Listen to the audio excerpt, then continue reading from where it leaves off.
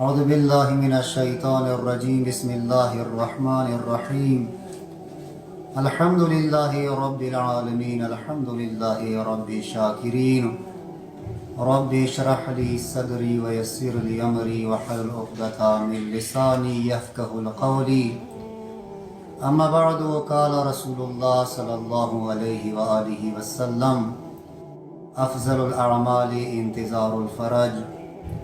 دوستان عزیز، گزشتہ درس کے متاسو په خدمت کې ذکر کړی و چې پیغمبر اسلام دی چې ټولو نه بهترین عمل، ټولو نه افضل عمل هغه د خپلې زمانې امام انتظار کول دي.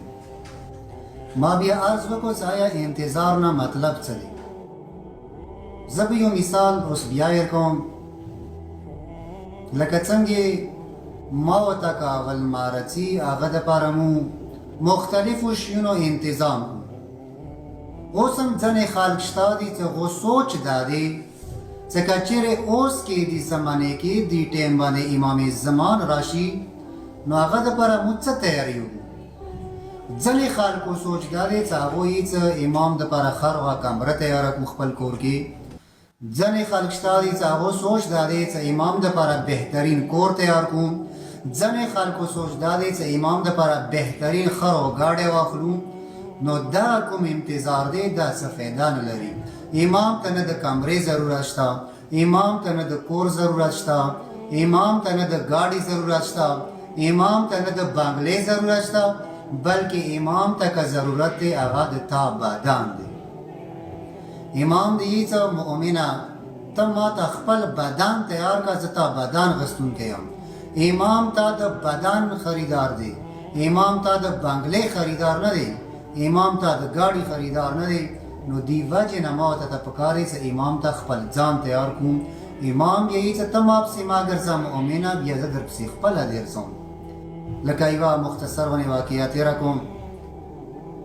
یې څه ورځو نه یوه ورځ دی یو مؤمن دی مسجد صحلا ته هغه یو کام 40 ورځې لاړلو، خو چې کله 40مې ورځې د هغه مسجد صحلا ته لاړلو، هغه ځای کې عبادت یې وکړو، واپس کور ته راغللو. نو دوی ټایم کې ګوري چې هغه خوب یولی شو. امام ورته خوب کې راغی، ورته یې او مؤمنه ما پسې مسجدونو کې مه ګرځه، ما پسې منځونو کې مه ګرځه، ما پسې شپې په تورو تیارو کې مه ګرځه. مؤمنه ته ځان تیار کا، بیا ته ما پسې مه راځه، زه خپله در پسې درځم. خو دې دپاره چې تا ته یقین شي سبا داسې وکړه چې پلنکي زرګر دوکان ته راشه، اواز یې به زه تاسو میلاو شم. خو یې چې کله چې سبې شولو دا بیړې بیړې سره هغه زرګر دوکان ته راغللو. څنګه چې دا زرګر دوکان ته راناوتو، سترګې د غړې چې یو نوراني چهرې والا کس ناست دی. زړه کې خو پوه شو ځان سره یې چې همدغه امام زمان دی، بل امام زمان نشي کېدی. امام زمان ورته اشاره کړه مؤمنه چپ شه کرسي کې کښېنه. یې چې کله کښېنستو یوه مؤمنه راغلله، هغه لاس کې د غېږونو 2 ګوشوارې راوړې دي. هغه د دوکاندار ته یې څه ټول بازار کې د بازار ټولو دوکاندارانو باندې مدا وګرځولې. ټول دوکانداران د ما ته 3 روپۍ قیمت راکړي، که ته لږ ښه شې نو تا باندې به خرڅېږو. هغه دوکاندار کله چې هغه ګوشورې راواغېستلې خپل لاس کې واچولې، هغې ولیدلې هغه د ورته یې څه مؤمنې د دې قیمت خو 7 روپۍ دی، زه به تا نه 7 روپۍ قیمت درکوم. مؤمنه د ورته یې څه دوکاندار ما خو ټول بازار کې وګرځولې، ټول بازار والا د ما ته 3 روپۍ راکړي، نو ته ما ته ویلې 7 روپۍ قیمت راکړي. هغه د ورته څه قیمت یې 7 روپۍ دی، نو دې وجې نه زه تا ته 7 روپۍ قیمت درکوم. هغه د بعد ډېره خوشحاله شوه، ګوشوارې ورنې خرڅې کړي. کله چې واپس هغه ووته ښځه، امام د دې مؤمن ته یې او مؤمنه ځان نه داسې روغ دوکاندار جوړ کړه، ځان نه داسې روغ کس جوړ کړه، ځان نه داسې روغ مؤمن جوړ کړه، ته بیا ما پسې مه ګرځه، بیا ما پسې مسجدونو کې مه ګرځه، جماعتونو کې مه ګرځه.